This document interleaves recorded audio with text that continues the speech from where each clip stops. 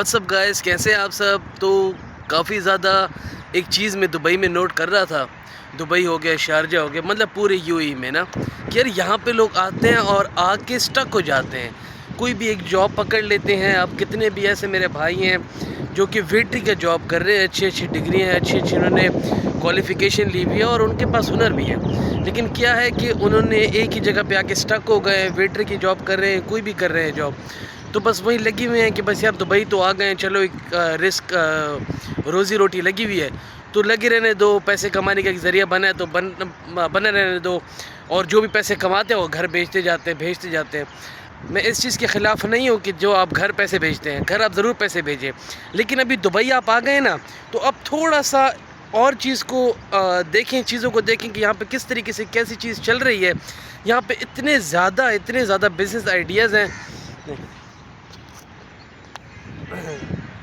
यहाँ पे किस तरीके से लोग पैसे कमा रहे हैं, कैसे कैसे तरीके हैं जिस तरीके से हम पैसे कमा सकते हैं दुबई में। तो आज उस टॉपिक पे हम बात करेंगे कि कौन सी ऐसी ऐसी चीज़ें हैं जिसमें इन्वेस्टमेंट इतनी नहीं है। लोगों को लगता क्या है बिज़नेस में कि यार पैसे होंगे तो ही कुछ हो सकता है, पैसे होंगे तो ही हम जो है ना कहीं इन्वेस्टमेंट होगी हमारे पास तो हम कोई बिज़नेस शुरू कर सकते हैं। यार पैसे नहीं चाहिए बिज़नेस के लिए, ठीक है ना।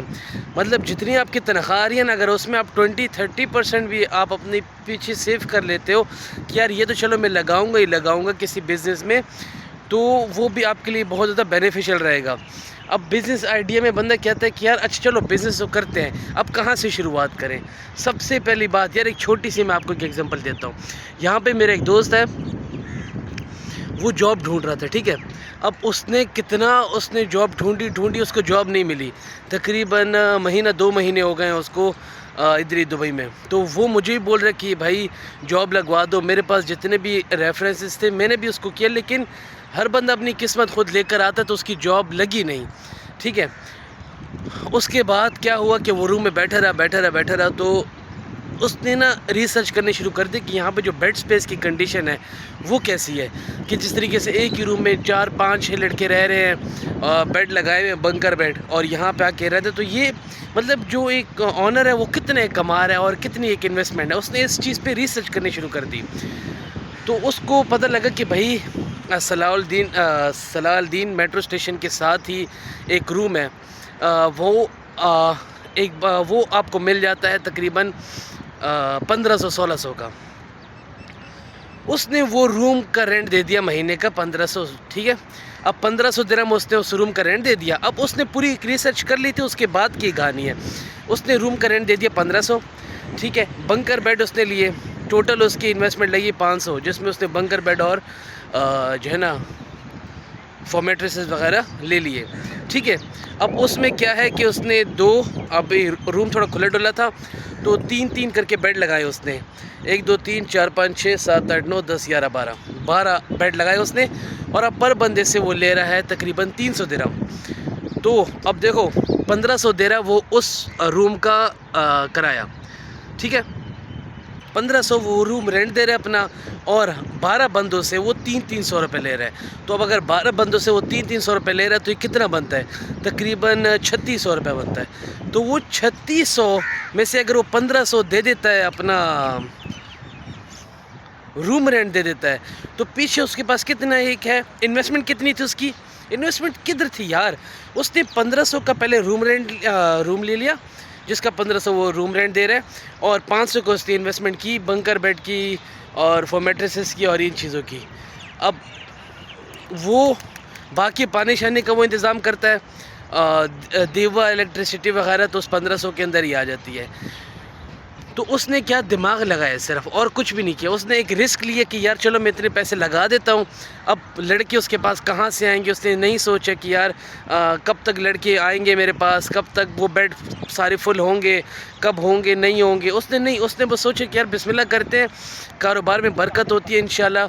नौकरी मिली नहीं मिली, मैं आखिरी दाव ये तो लगाता हूँ ना, अगर ये भी ना हुआ तो कहीं गाड़ी शाड़ी में लगाऊंगा, मैं कुछ भी करूंगा, लेकिन मैं दुबई से जाऊंगा नहीं। ये एक आपके अंदर होनी चाहिए, ये चीज़ आपके अंदर होनी चाहिए। क्योंकि काफ़ी ज़्यादा ऐसे लोग हैं जिनको नौकरी नहीं मिल रही दुबई में, यूएई में नहीं मिल रही नौकरियाँ। मैं तो कहता हूँ यार नौकरी अगर आप कर भी रहे हो ना, तो किसी छुट्टी के दिन, बेशक छुट्टी के दिन या आपके पास जो ब्रेक टाइम होता है या आप जब आ जाते हो ऑफिस से वापस घर, तो आप मोबाइल यूज़ करते हो, टिकटॉक यूज़ करते हो, इंस्टाग्राम और सोशल मीडिया पे इतना टाइम वेस्ट कर लेते हो। तो थोड़ी सी अपनी रिसर्च करो किसी भी चीज़ के बारे में, डिफरेंट बिजनेस के बारे में। तो अब उस लड़के का क्या सीन है ना कि उसने रूम ले लिया, ठीक है, और उसने बंकर बेड लगा दिए। अब उसने वो जो इश्तिहार होते हैं ना, उसने वो प्रिंट करवाए, वो जो ब्रोशर्स वगैरह होते हैं वो उसने प्रिंट करवा और दीवारों पे ना लगाने शुरू कर दिए। एडवर्टाइजिंग नॉर्मली यहाँ दीवारों पे लगे हुए भी होते हैं, तो नॉर्मली यहाँ पे ना दीवारों पे ना वो लगे हुए भी होते हैं प्रिंट वगैरह। तो उसने वो प्रिंट करके लगा दिए। फिर 2 बंदे आए, उसके बाद 2 और बंदे आए, फिर एक और बंदा आया कि भाई बेड स्पेस अवेलेबल है। इसने बोला अवेलेबल है। इसने साफ़ सफाई करता है, हर दिन खुद जाता है, रूम को पूरा साफ़ करता है। साफ़ क्या करना यार, नीचे से झाड़ू मारता है। और रूल्स रेगुलेशंस ये हैं कि भाई ये जूतों वाली साइड है, रूम के अंदर जूते नहीं लेके जाने। और कुछ ऐसे रूल्स हैं कि भाई दिन में भी लाइट ऑन नहीं होगी। जो मेरे भाई रात को नौकरी करके आते हैं, वो दिन में सोते हैं, तो दिन में भी लाइट नहीं ऑन होगी। जिसने कोई कॉल करनी हुई वो रूम के बाहर जाके कॉल करेगा। तो ऐसे रूल्स एंड रेगुलेशंस उसने बनाए हुए और उसका काम चल रहा है यार। तो अब उससे मेरी ये गपशप लगी, तो मैंने कह रहा बड़ी बात है यार, तूने इस पर स्टेप लिया। कहते हैं नहीं यार, मैं तो एक और बिज़नेस आइडिया में मेरे पास है, मैं उस पर भी रिसर्च करूँ। मैंने कहा क्या? कहते यार यहाँ पे गाड़ियाँ मिल जाती हैं अच्छी, सस्ती से सस्ती, तकरीबन जिनकी हालत थोड़ी सी बुरी होती है, 3,500 की, 4,000 की, 4,500 की मिल जाती है गाड़ी यूज्ड में। उसमें क्या है कि यार उसको थोड़ा सा काम करवाना है, 1,000-1,500 दिरहम का काम करवाना है, और 8-9 हज़ार दिरहम की वो गाड़ी इजी निकलती है, इजी।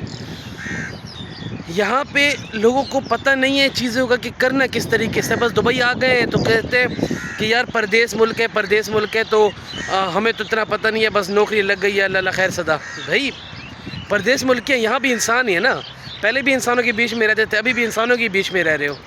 तो इसमें ऐसी क्या घबराने वाली बात है? अगर हम यहाँ पे कोई स्टेप ऐसा लें, पाकिस्तान में कोई भी बंदा बिज़नेस कर लेता है, कोई रोक टोक नहीं होती। तो यहाँ पे आप थोड़ा सा रिसर्च करें कि बंदा यहाँ पे पैसे कैसे कमाए। एक बेड स्पेस का उसने बोला, उसका बेड स्पेस चल रहा है। उसने अभी मेरा ख्याल है कि उसके पास 4 रूम है और वो बना रहा है। कभी किसी बेड पे लड़के होते हैं, कभी नहीं होते, लेकिन अल्हम्दुलिल्लाह उसका सिस्टम बेहतरीन जा रहा है यार, बेहतरीन ज़बरदस्त जा रहा है। इसके अलावा वो गाड़ियों का भी शुरू करने वाला है। वो गाड़ियों का क्या करता है, किस तरीके से करता है, उस पर मैं आपको पूरी वीडियो बनाऊंगा जब वो शुरू कर देगा, और इंशाल्लाह उसकी 1-2 गाड़ियाँ सेल हो जाएंगी तो मैं बताऊँगा आप लोग को, वो भी चीज़ शेयर करूँगा।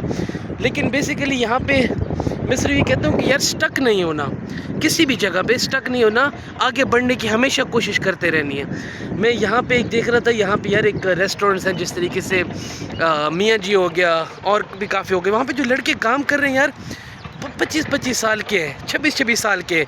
बस क्या है कि 1200 रुपये तनख्वाह आती है और खाना रिहाइश रेस्टोरेंट की तरफ से। तो जो 1200 तनख्वाह आती है उसमें से 500, 600 या 800 घर भेज देते हैं और कह रहे हैं बस यार कि रोज़ी रोटी लगी हुई है, तो बस चुप करके जाते हैं, काम करते हैं, चुप करके वापस आ जाते हैं। मतलब आगे सोचना ही नहीं है। इसी उम्र में आके ना आप बस यहीं तक हमने जीना था 25-26 तक, आगे बस जो है ना बुढ़ापे तक यहीं पे रहोगे, 1200 कमाओगे, ज़्यादा से ज़्यादा 1500 कमा लोगे। और जो भी मेरे भाई हैं इंडिया में हैं, पाकिस्तान में है, बांग्लादेश में और अब आने की तैयारी में है, तो यार पूरा ये माइंड ना बनाओ कि हमने आना है तो जॉब ही करनी है। कभी भी ये माइंड पूरा ना बनाओ। जॉब करो, ज़रूर करो, लेकिन इस माइंडसेट से ना आओ। इस माइंडसेट से आओ कि यार अगर दुबई में मैं जाऊंगा तो कोई ना कोई कारोबार में कर सकता हूँ, दुबई में जाऊंगा तो किसी टाइप का कोई बिज़नेस कर सकता हूँ मैं, किसी भी टाइप का, कोई बेड स्पेस का हो गया, किसी फूड का हो गया, कुछ भी हो गया यार।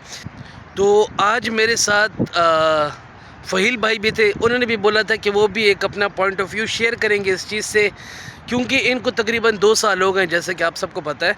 तो ये भी एक चीज़ बिज़नेस आइडिया से रिलेटेड शेयर करेंगे कि यार क्या हम कर सकते हैं बेहतर तरीके से, और हम किस तरीके से हम आगे बढ़ना चाहते हैं दुबई में, तो हम कैसे मतलब बढ़ सकते हैं आगे। तो फ़हील भाई हमें ज़रा थोड़ा सा गाइड करें इस बारे में कि हम किस तरीके से हम आगे बढ़ सकते हैं। दुबई में आ तो गए हम, ठीक है, और हम यहाँ पे आके नौकरियों पे फंस गए हैं, सीधी सी बात है भाई।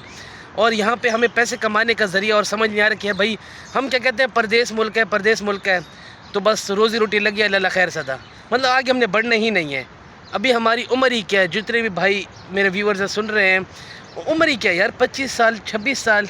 मैं कहता हूँ कि 50 साल के भी अगर आप हो ना, तो आपके अंदर एक वो जुनून होना चाहिए पैसे कमाने का, क्योंकि यहाँ पे आते हैं लोग, आते हैं 500 1000 1500 की नौकरी में आगे फंस जाते हैं। इस चीज़ को मज़ीद थोड़ा सा आगे आप बताएं कि किस तरीके से जो है ना हमारे पास क्या कौन कौन से एक बिजनेस आइडियाज़ हैं जिनमें यार इन्वेस्टमेंट इतनी नहीं है, लेकिन हम काम शुरू कर सकते हैं। सिर्फ क्या चाहिए, थोड़ी सी नॉलेज चाहिए, उस पर थोड़ा सा अगर रोशनी डालें आप। सबसे पहली बात यह है कि अगर आगे बढ़ना है ना, तो उठो, बैठे ना रहो, रेस्ट ना करते रहो, उठो, निकलो, चलो आगे बढ़ो, आगे बढ़ो, आगे बढ़ो। ये बढ़ गया आगे, मजाक कर रहा था। थोड़ा सा आगे ना जाना। और बात ये है भाई कि मेरा अपना भी यही माइंड है। घर वाले तो कहते हैं इतने भेज दो, इतने भेज दो, चाहिए इतना पैसा चाहिए, ये करना वो करना, बहुत कुछ अपॉर्चुनिटीज़ होती हैं बंदे के ऊपर, और सबको देख के चलना पड़ता है। लेकिन जब आप परदेश काट रहे हो ना, तो मेरा जो पॉइंट ऑफ व्यू है वो ये है कि मैं तो कहता हूँ घर भेजो ना, स्टार्टिंग पे घर ना भेजो, सेविंग करो, सेविंग करो, कम से कम 15,000 दिरहम तक आपको पैसे चाहिए। 15,000 दिरहम जब आपके पास आ गए, थोड़ा दूर ये, तो आपने क्या करना है, कैमरे में देख, आपने जनाब ये करना है 15,000 दिरहम के साथ। जो मेरा शौक़ है वो तो ये है कि बेड स्पेस का काम हो, बेड स्पेस का काम हो। आप एक पार्टीशन ले लो, शारजा में तो वैसे भी इतने एक्सपेंसिव नहीं है, एक्सपेंसिव हैं भी, ज़्यादा रेट पे भी मिलते हैं, कम रेट पे भी मिल जाते हैं, और बने भी अच्छे होते हैं, लोकेटेड होते हैं, साफ़ सुथरे। फ्लैट लो, रूम लो, ठीक है, वहाँ पे बेड स्पेस का काम शुरू, बेड स्पेस लगाओ। बेड स्पेस लगा के तो 250 दिरहम लेते हैं बेड स्पेस का। और अगर आपके पास 6 बंदे हो ना, 6 या 8 बंदे, 250 दिरहम हो ना, तो सालाना बनता है 18,000, सालाना बनता है 18,000 दिरहम। तो ये मतलब एक रूम का बता रहा हूँ। तो बिज़नेस हो ऐसा, मतलब जॉब भी हो रही हो कोई ना कोई, और साथ में बिज़नेस भी हो रहा हो, तो एक रूम से स्टार्ट करें। मतलब एक रूम ले लिया, उसमें आप लगा दो 3-3-3, 9 बेड स्पेस। 1-2 माह में थोड़ा प्रॉब्लम होगा, बंदे नहीं मिलेंगे, और जब स्टार्ट हो जाएगा मिलना, तो फिर आपको मतलब यही होगा कि बस यार एक से शुरू किया, फिर 2, फिर 3, फिर 4, छोटे से बड़ा होता है ना, तो छोटे से बड़ा करो। आई होप कि इंशाल्लाह जल्द से जल्द मैं भी ये काम स्टार्ट करूँगा। तो आपको भी मेरी एडवाइस यही है कि बेड स्पेस का काम शुरू करें, और फिर देखते जाएं अपनी मेहनत और अल्लाह की कुदरत कि पैसा किधर से आता है। वो कहता है ना शाहिद अनवर, गरीब हो, वो मतलब उसका अंदाज़ समझाने का होता है। वो इस अंदाज से समझाता है भाई कि बंदे में के अंदर ना इस बात का कॉन्फिडेंस आए कि उसने ये करना है, मैं कर सकता हूँ, आप भी कर सकते हो। मतलब बड़ा अच्छे तरीके से वो समझाता है, अल्लाह पाक जज़ाए खैर दे उसे। तो बस मेरा तो यही है कि भाई कोई ना कोई बिज़नेस शुरू करो, ई कॉमर्स सीख लो।